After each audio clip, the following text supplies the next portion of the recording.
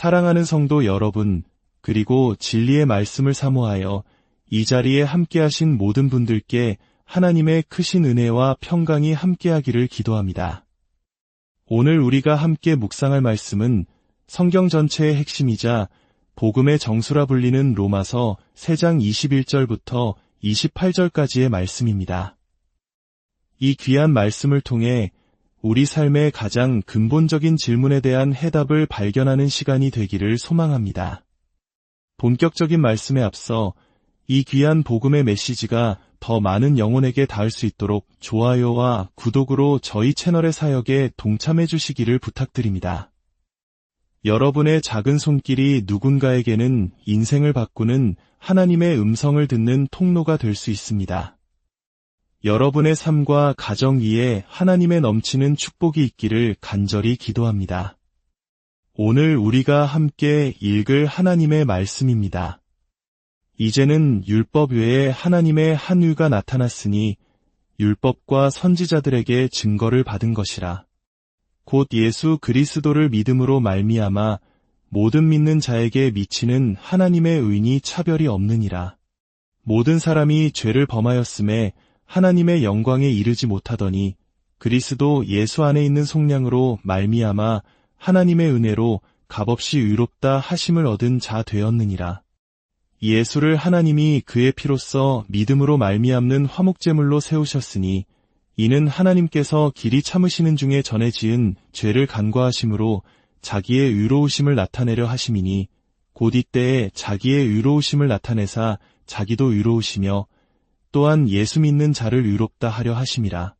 그런즉 자랑할 데가 어디냐 있을 수가 없느니라. 무슨 법으로냐 행위로냐 아니라 오직 믿음의 법으로니라. 그러므로 사람이 의롭다 하심을 얻는 것은 율법의 행위에 있지 않고 믿음으로 되는 줄 우리가 인정하노라. 아멘. 이것은 살아계신 하나님의 말씀입니다. 성경은 단순히 여러 교훈적인 이야기들을 모아놓은 책이 아닙니다. 성경은 인류와 이 세상이 무엇이 잘못되었는지, 그리고 하나님께서 그 잘못된 것을 바로잡기 위해 예수 그리스도 안에서 어떤 놀라운 일을 행하셨는지, 그 결과 인류의 역사가 궁극적으로 어떻게 될 것인지를 알려주는 거대한 하나의 이야기입니다. 그리고 오늘 우리가 읽은 로마서 3장의 이 구절들은 사도 바울이 그 거대한 구원의 이야기를 가장 핵심적으로 요약한 부분이라 할 수 있습니다. 이 짧은 구절들 안에는 3가지 핵심적인 표현이 반복적으로 등장하며 서로 연결됩니다. 바로 값없이 의롭다 하심을 얻음, 오직 믿음으로, 그리고 그리스도의 피를 통하여입니다. 우리는 앞으로 몇 주에 걸쳐 이 3가지 주제를 하나씩 깊이 파고들어 가보고자 합니다. 오늘 우리가 집중할 첫 번째 주제는 바로 값없는 칭해, 즉 값없이 의롭다 하심을 얻는 것입니다. 우리는 왜 이것이 필요할까요? 이것은 정확히 무엇을 의미할까요? 그리고 우리는 어떻게 이것을 받을 수 있을까요? 먼저 우리에게 왜 이것이 필요한지부터 살펴보겠습니다. 21절은 이렇게 시작합니다. 이제는 율법 외에 하나님의 한유가 나타났으니 이 말씀이 얼마나 혁명적인 선언인지 아십니까? 여기서 유라는 단어는 오늘날 우리에게 조금 낯설게 들릴 수 있습니다. 하지만 이 단어의 본질을 이해하면 이것이 우리 모두의 삶과 깊이 연관되어 있음을 깨닫게 될 것입니다. 성경에서 말하는 의는 어떤 문을 열어주는 자격증명서 혹은 실적 기록과 같습니다. 예를 들어 좋은 회사에 취업하고 싶다고 상상해 보십시오. 무엇을 제출해야 합니까? 바로 자신의 능력과 경험, 학력 등을 총망라한 이력서, 즉 스펙을 제출해야 합니다. 우리는 이력서를 통해 나는 이 자리에 합당한 자격이 있는 사람입니다. 저를 받아주십시오 라고 말합니다. 그리고 그 실적 기록이 충분히 인상적이라면 취업이라는 문이 열립니다. 대학원에 진학하고 싶다면 어떨까요? 이번에는 직업적 경력이 아닌 학업 성적 기록, 즉 성적 증명서를 제출해야 합니다.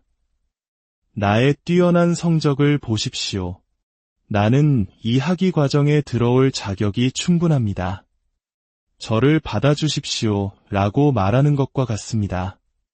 성적이 충분히 좋다면 합격이라는 문이 열립니다. 이것이 우리가 살아가는 세상의 방식입니다. 우리 한국 사회에서는 더욱 그렇죠.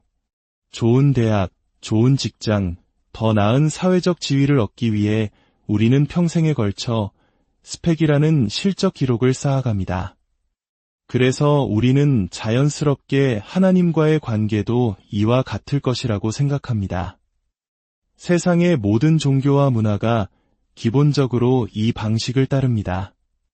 신에게 나아가기 위해서는, 천국에 가기 위해서는, 혹은 영적인 깨달음을 얻기 위해서는 어떤 기록이 필요할까요? 학업 기록이나 직업 기록이 아닌 바로 도덕적 실적 기록이 필요하다고 생각합니다. 우리는 자신의 선행과 종교적 열심, 도덕적인 삶을 갈고 닦아 하나의 의를 만들어냅니다. 그리고 그것을 하나님 앞에 내어놓으며 말합니다. 하나님, 제가 쌓아온 선행과 의를 보십시오. 저는 충분히 괜찮은 사람입니다. 저는 천국에 들어갈 자격이 있습니다. 저를 받아주십시오. 그런데 바로 그 순간 사도 바울이 나타나 인류 역사상 전무후무한 선언을 합니다. 그는 말합니다. 이제는 인류 역사상 단 한 번도 들어본 적 없는 완전히 새로운 영성, 하나님께 나아가는 전혀 다른 길이 나타났습니다. 그것은 바로 하나님의 의입니다. 우리가 노력해서 만들어내는 불완전한 의가 아니라 하나님으로부터 오는 완전하고 신적인 의입니다. 그리고 이 완벽한 실적 기록이 우리에게 선물로 주어진다고 말합니다. 이 의가 우리에게 주어질 때 인정받기 위한 우리의 모든 투쟁, 가치를 증명하기 위한 몸부림, 받아들여지기 위한 끝없는 노력이 마침내 끝난다고 선언하는 것입니다. 이것은 기독교 복음을 제외한 그 어떤 종교나 철학에서도 찾아볼 수 없는 완전히 독특하고 혁명적인 메시지입니다. 세상은 우리가 의를 쌓아 신에게 바쳐야 한다고 말하지만 복음은 하나님께서 완벽한 의를 이루어 우리에게 선물로 주시고 그것을 통해 우리를 받으신다고 말합니다. 이것은 인간의 모든 상식과 본성을 완전히 뒤집는 이야기입니다. 어떤 분들은 이렇게 생각할지 모릅니다. 저는 종교적인 사람이 아닙니다. 저는 의나 도덕적 기록 같은 것에는 관심이 없습니다. 저는 세속적인 사람입니다. 하지만 그렇지 않습니다. 조금만 깊이 들여다보면 우리 모두는 어떤 형태로든 의를, 즉 자신의 존재를 정당화할 무언가를 필사적으로 찾고 있습니다. 영화 불의 전차에 등장하는 한 올림픽 단거리 육상 선수를 기억하십니까? 그는 금메달을 향해 혹독하게 훈련합니다. 누군가 왜 그렇게까지 하냐고 묻자 그는 이렇게 대답합니다. 출발 신호 총성이 울리면 내게는 내 존재를 증명할 10초가 주어집니다. 그는 금메달이라는 성과를 통해 내가 이곳에 존재할 가치가 있는 사람임을, 내 인생이 의미 있다는 것을 증명하고 싶었던 것입니다. 관중의 함성과 목에 걸린 금메달은 그에게 단순한 영광이 아니라 그의 존재를 정당화시켜주는 칭의였던 셈입니다. 몇 년 전 세상을 떠난 유명한 영화감독 시드니 폴락의 이야기도 있습니다. 그는 노년에 병들고 쇠약해졌음에도 불구하고 일을 멈출 수가 없었습니다. 가족들이 제발 쉬라고, 그러다 수명이 단축될 것이라고 애원했지만 그는 멈추지 않았습니다. 한 인터뷰에서 그는 그 이유를 이렇게 설명했습니다. 만약 제가 일을 멈춘다면 제 존재를 정당화할 수 없기 때문입니다. 영화 한 편을 끝낼 때마다 저는 앞으로 1년 더 살아갈 자격을 얻은 것 같은 기분이 듭니다. 그에게 영화 제작은 단순한 직업이 아니었습니다. 그것은 그의 삶의 의미이자 그가 세상에 존재해야 할 이유, 즉 그의 의였습니다. 하지만 영화 한 편이 주는 안도감은 잠시뿐, 그는 또 다른 영화를 만들어야만 자신의 가치를 계속해서 확인할 수 있었습니다. 어떤 작가는 자신의 글이 세상에 아무런 영향을 주지 못하는 것 같아 절망하며 자신의 존재 이유를 의심했습니다. 그러다 그는 자신의 어린 두 딸을 보며 이렇게 말했습니다. 내 딸들이 내 존재를 정당화시켜줍니다. 우리 주변에도 이런 부모님들이 많습니다. 한국의 부모님들은 특히 자녀의 성공을 통해 자신의 인생을 보상받으려 하는 경향이 강합니다. 자녀의 성공이 곧 부모의 성공이자 자랑이며 그것이 바로 그들의 의가 되는 것입니다. 하지만 자녀를 자신의 존재 증명의 수단으로 삼는 순간 그 사랑은 자녀를 위한 것이 아닌 자기 자신을 위한 이기적인 집착으로 변질될 수 있습니다. 만약 자녀에게 문제가 생기면 그 부모는 무너져 내리고 말 것입니다. 이처럼 우리 모두는 무언가를 통해 자신의 존재를 정당화하려 애쓰고 있습니다. 성공, 부, 명예, 자녀, 심지어 도덕적인 삶까지도 말입니다. 우리는 끊임없이 자신의 가치를 증명해야 한다는 압박감 속에서 살아갑니다. 그러나 그 어떤 것도 우리에게 완전한 만족과 안정감을 주지 못합니다. 영화 감독은 계속 영화를 만들어야 했고 부자는 100만 달러만 더를 외쳤으며 부모는 자녀의 미래에 대한 불안에서 벗어나지 못합니다. 왜 그럴까요? 우리 내면 깊은 곳에 있는 양심이 알고 있기 때문입니다. 우리는 스스로 정한 기준에조차 미치지 못하는 불완전한 존재라는 사실을 말입니다. 로마서 2장에서 말하듯 하나님은 마지막 날에 각 사람을 그들 자신의 양심의 기준으로 심판하실 것입니다. 우리가 다른 사람을 향해 당신은 이렇게 살아야 해라고 말했던 그 모든 기준들이 녹음되었다가 마지막 날 우리 자신에게 재생된다고 상상해 보십시오. 그 누구도 그 심판대 앞에서 스스로를 변호할 수 없을 것입니다. 이것이 바로 우리에게 값없는 칭의가 필요한 이유입니다. 우리의 노력으로는 결코 도달할 수 없는 완전함에 우리의 끝없는 가치 증명의 투쟁을 끝내줄 유일한 해결책이 필요하기 때문입니다. 그렇다면 이 값없는 칭의란 정확히 무엇일까요?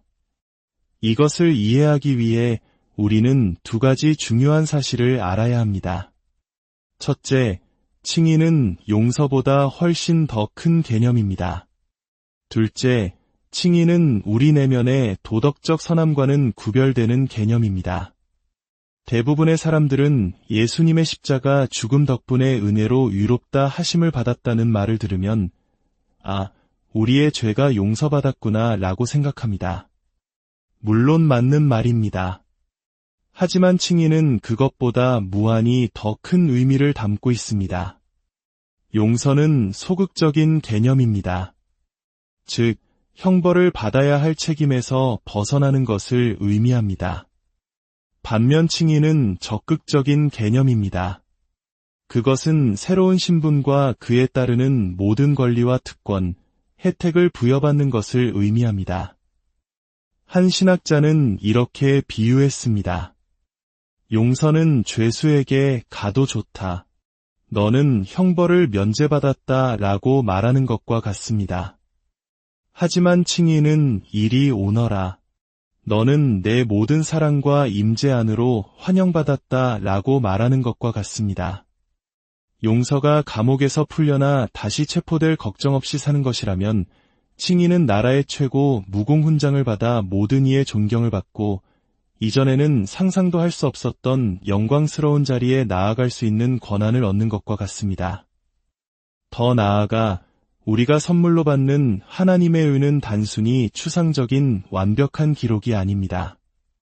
그것은 바로 그리스도의 의입니다. 예수 그리스도는 단순히 착한 사람이 아니었습니다. 그분은 용감하셨고 담대하셨으며 고귀한 사랑과 용기를 지닌 분이셨습니다. 그분은 우리를 위해 자신을 희생하셨습니다. 성경은 예수 그리스도께서 세상이 창조되기도 전에 우주적인 전쟁터에서 이미 우리를 대신하여 죄와 죽음과 악의 세력과 맞서 싸워 승리하셨다고 말합니다. 우리가 받는 의는 바로 그 승리의 기록이며 그분이 받으신 모든 훈장과 영광입니다. 고린도후서 5장 21절은 이렇게 증언합니다. 하나님이 죄를 알지도 못하신 이를 우리를 대신하여 죄로 삼으신 것은 우리로 하여금 그 안에서 하나님의 의가 되게 하려 하심이라. 이것은 십자가 위에서 예수님께서 마치 우리의 모든 죄를 지으신 것처럼 취급받으셨다는 뜻입니다. 그리하여 우리가 그분을 믿을 때 우리는 마치 예수님께서 행하신 모든 의로운 일을 행한 것처럼 대우받게 되는 것입니다. 예수님께서 받으실 모든 영광과 칭찬이 이제 우리의 것이 됩니다. 그래서 17세기의 신학자 리처드 후커는 이렇게 외쳤습니다. 사람들이 이것을 어리석음이라 하든 광기라 하든 미친 짓이라 하든 상관없다. 이것이 우리의 위로요 지혜다. 우리는 세상의 다른 어떤 지식도 원하지 않는다. 오직 이것 하나, 하나님께서 친히 우리의 죄가 되시고 우리는 그분의 의가 되었다는 사실 외에는, 그러므로 우리는 하나님 아버지 앞에서 바로 하나님의 아들 자신과 같이 여김을 받는다. 이것이 칭의입니다. 용서를 무한히 뛰어넘는 영광스러운 신분입니다. 동시에 칭의는 우리 내면의 도덕적 상태와는 명백히 구별됩니다. 많은 사람들이 구원을 이렇게 오해합니다. 내가 먼저 마음을 정결하게 하고 예수님께 내 삶을 온전히 헌신하고 간절히 항복하면 그때 하나님께서 내 안에 들어오셔서 나를 구원해 주실 거야. 이것은 마치 내가 먼저 내 마음을 조금 유롭게 만들면 하나님께서 나머지를 채워주신다고 생각하는 것과 같습니다. 하지만 성경은 단호하게 말합니다. 하나님은 경건하지 않은 자를 의롭다 하신다고 말입니다. 이것은 우리가 의롭다고 선포되는 바로 그 순간에 우리 자신 안에는 여전히 불경건하고 죄로 가득하며 그 어떤 자격도 없다는 것을 의미합니다. 우리의 칭의의 근거는 우리 안에 단 1%도 존재하지 않습니다. 오직 100% 그리스도께 있습니다. 어떤 사람은 이렇게 반문할지 모릅니다. 만약 구원이 전적인 은혜이고 내 노력과 아무 상관이 없다면 선하게 살 동기가 어디 있겠습니까? 아주 좋은 질문입니다. 그러나 한번 생각해 보십시오.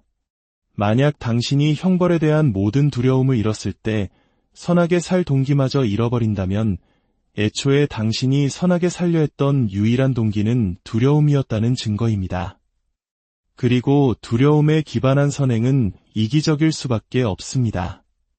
벌을 받을까 두려워서, 지옥에 갈까 두려워서 선을 행하는 것은 결국 자기 자신을 위한 것입니다.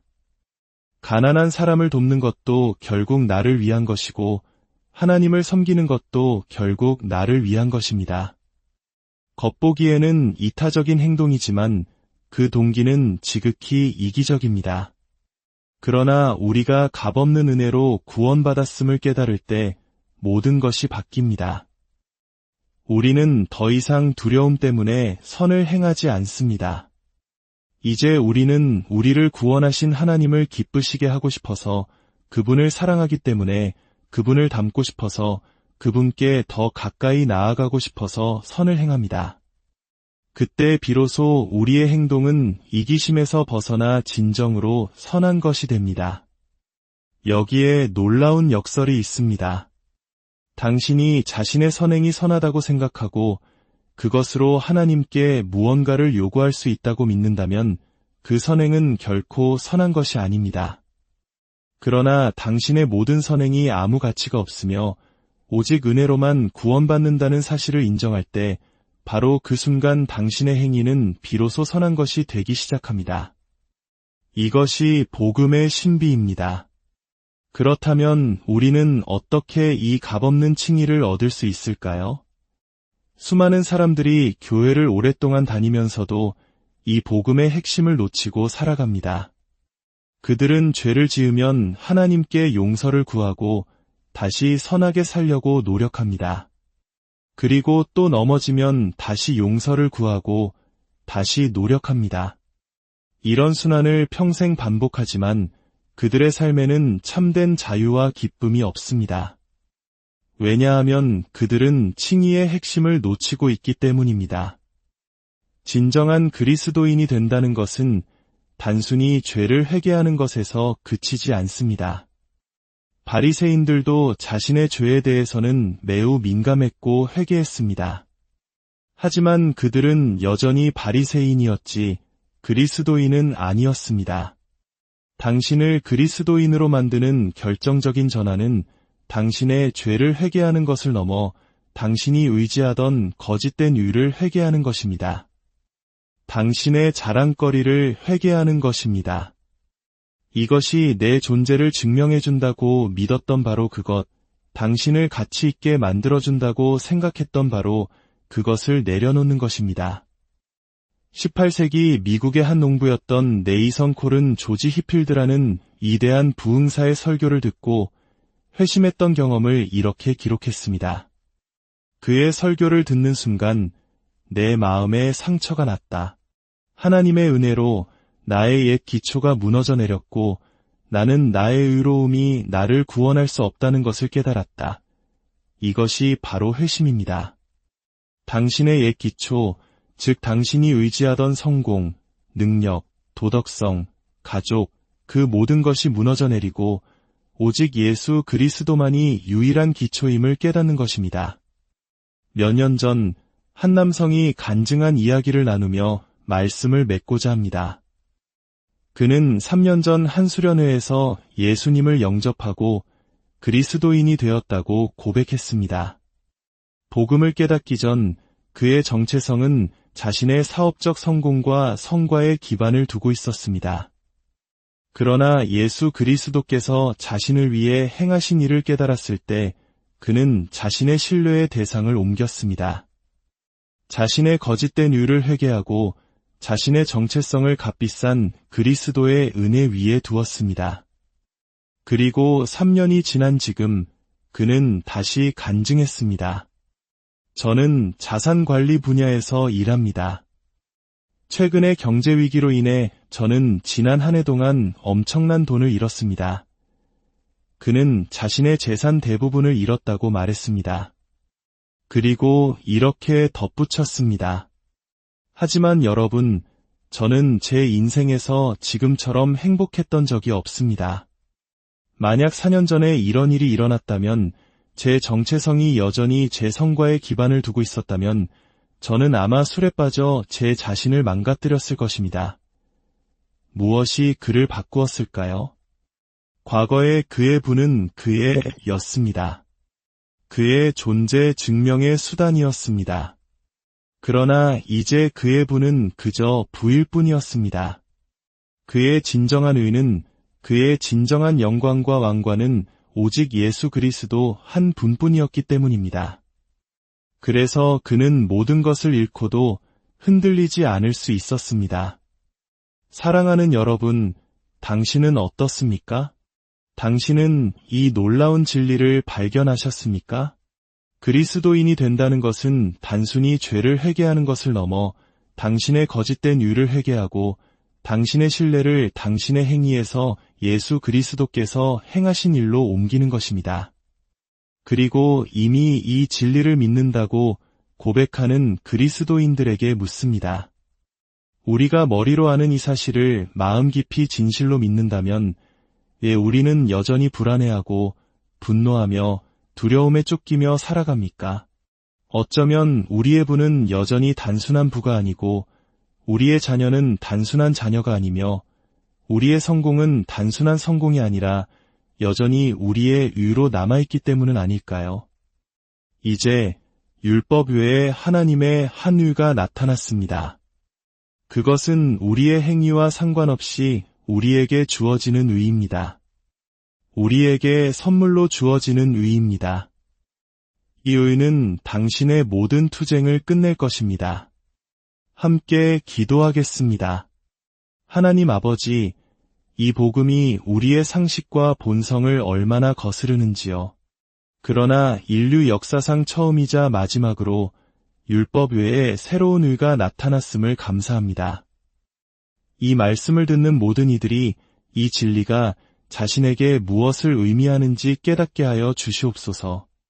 오랫동안 신앙생활을 했지만 용서와 선행 사이에서 방황하며 이 값없는 칭이라는 복음의 핵심을 놓치고 살았다면 이제 그들의 이해의 중심에 이 진리의 식탁을 놓아주시고 그 위에서 주님이 주시는 참된 생명의 양식을 먹고 마시게 하여 주옵소서. 머리로는 믿지만 마음으로 온전히 믿지 못하여 여전히 불안과 두려움 가운데 살아가는 우리 모두를 불쌍히 여겨주시고 이 복음이 우리의 삶을 온전히 변화시키게 하여 주옵소서. 우리를 주님과 연결시킬 뿐 아니라 우리 삶의 모든 영역을 변화시키는 능력이 되게 하여 주옵소서. 이 모든 것이 가능함을 감사드리며 우리에게 말씀해 주심에 감사드립니다. 우리 주 예수 그리스도의